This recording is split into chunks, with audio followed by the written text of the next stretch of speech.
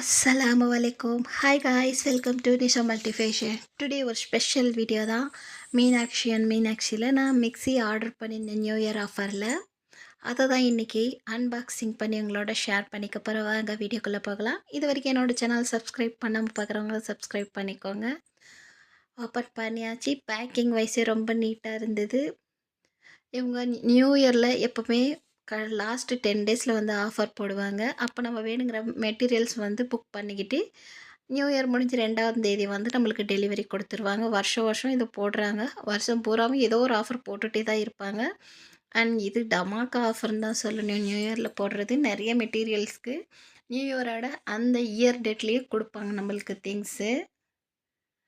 1 HP motor இந்த mixer jar.